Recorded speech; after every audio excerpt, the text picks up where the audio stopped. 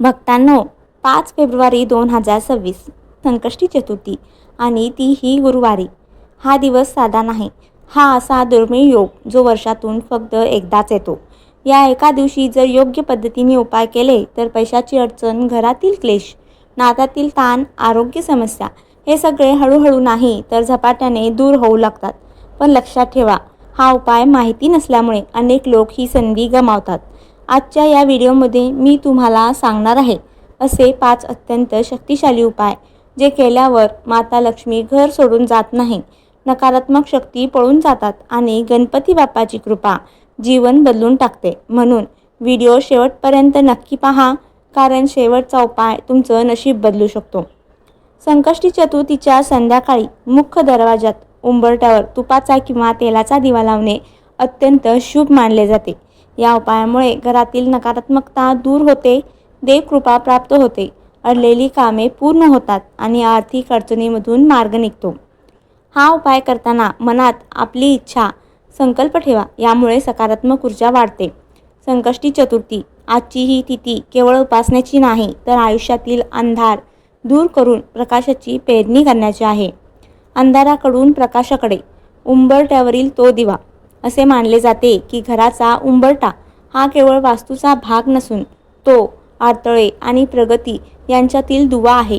जेव्हा आपण या उंबरठ्यावर श्रद्धेचा दिवा लावतो तेव्हा त्याचे तेज घराच्या उंबरठ्याबाहेर असलेल्या नकारात्मकतेला आत येण्यापासून रोखते.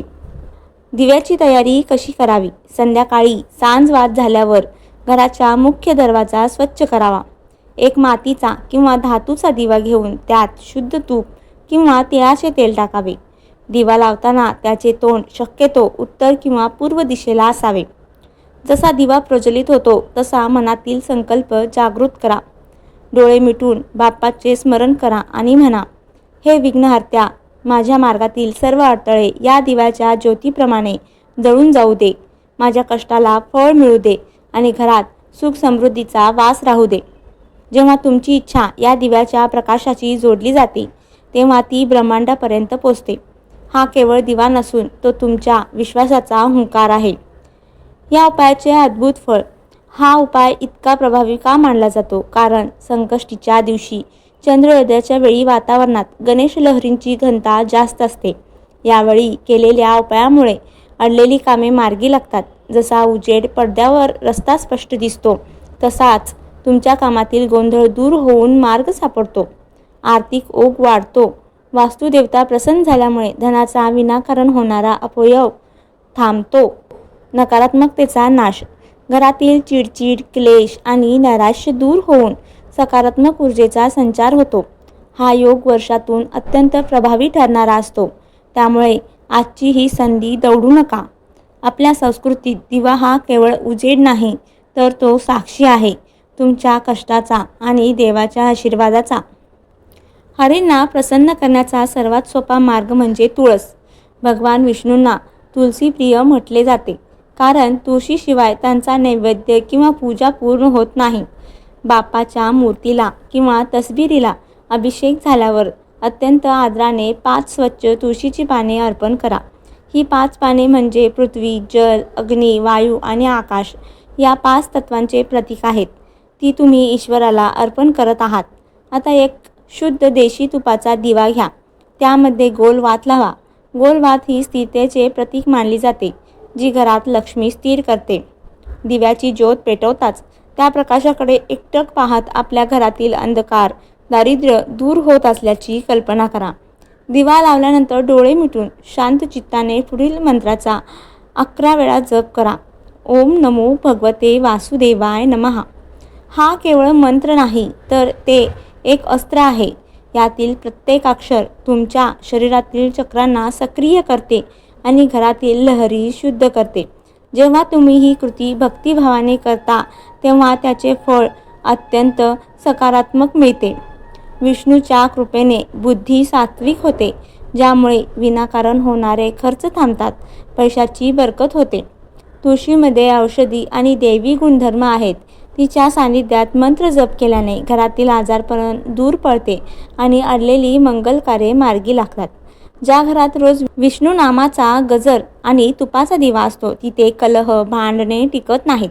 तिथे केवळ आनंदाचे साम्राज्य होते. भक्ती ही दिखावा नसून तो भाव आहे. ही 5 तुळशीची पाने तुमच्या 5 इंद्रियांना देवाच्या चरणी अर्पण करण्यासारखी आहेत. एकदा हा अनुभव घेऊन पहा, तुमचे जीवन आनंदाने दरवळू लागेल. भारतीय अध्यात्मात तुळशीला केवळ रोप मानले जात नाही, तर ती वृंदा म्हणजे विष्णूची प्रिया आहे. जेव्हा तुळशीचे एखादे रोप पूर्ण आयुष्य जगून वाळते, तेव्हा त्यातील चैतन्य त्या काडीमध्ये साठले जाते. ही वाळलेली काडी जेव्हा दिव्याच्या स्वरूपात प्रज्वलित होते, तेव्हा ती जीवनातील सर्वात कठीण अंधाराला छेदून टाकते. हा उपाय करण्यासाठी तुम्हाला कोणत्याही अवडंबराची गरज नाही. गरज आहे ती केवळ एकाग्रतेची. तुळशीची एक छोटी वाळलेली काडी मिळवा. लक्षात ठेवा, जिवंत झाडाची फांदी तोडू नका. जी स्वतःहून वाळलेली आहे तीच निवडा. जर काडी थेट जळत नसेल तर त्यावर शुद्ध देशी तुपात भिजवलेला कापूस व्यवस्थित गुंडाळा. ही एक प्रकारे काष्ठवात तयार होते. हा दीप तुम्ही तुमच्या आराध्य देवतेसमोर, मग ते प्रभू श्रीराम असोत, बालकृष्ण असोत किंवा भगवान विष्णू, प्रज्वलित करा. तुम्ही हा दिवा तुळशी मातेच्या चरणीही लावू शकता. जशी तुम्ही ही काडी प्रज्वलित करता तशी त्यातून सुटणारी सूक्ष्म सुवासिक ऊर्जा तुमच्या घराच्या कानाकोपऱ्यात पसरते. तुळशीच्या काष्ठाचा प्रकाश ज्या वास्तूत पडतो तिथून नकारात्मक ऊर्जा म्हणजेच अलक्ष्मी पाय काढते. हा वर्षातून एकदाच येणारा योग आहे. या दिव्याची ज्योत जशी वर सरसावते तशी तुमची आर्थिक परिस्थिती प्रगतीकडे झेपावते. घरातील मरगळ दूर होऊन उत्साहाचे वातावरण निर्माण होते. या दिव्य उपायाचे फलित वर्षानुवर्षे अडकलेली कामे आणि कर्जाचा डोंगर या उपायामुळे हळूहळू कमी होऊ लागतो.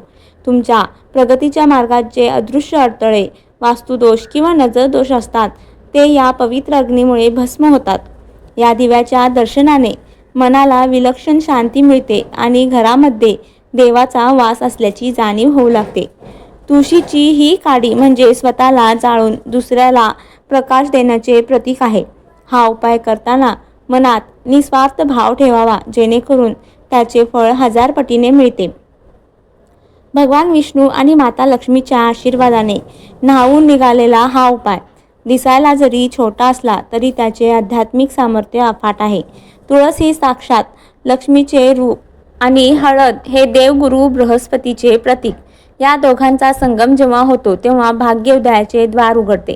शास्त्रात सांगितले आहे की ज्या घराच्या अंगणात हिरवीगार तुळस डोलते तिथे साक्षात वैकुंठाचा वास असतो. पण कधीकधी आयुष्यात कष्टाचे फळ मिळत नाही किंवा गरिबी पाठ सोडत नाही. अशा वेळी हळद या मांगल्याच्या प्रतीकाचा वापर करून आपण आपले भाग्य उजळू शकतो.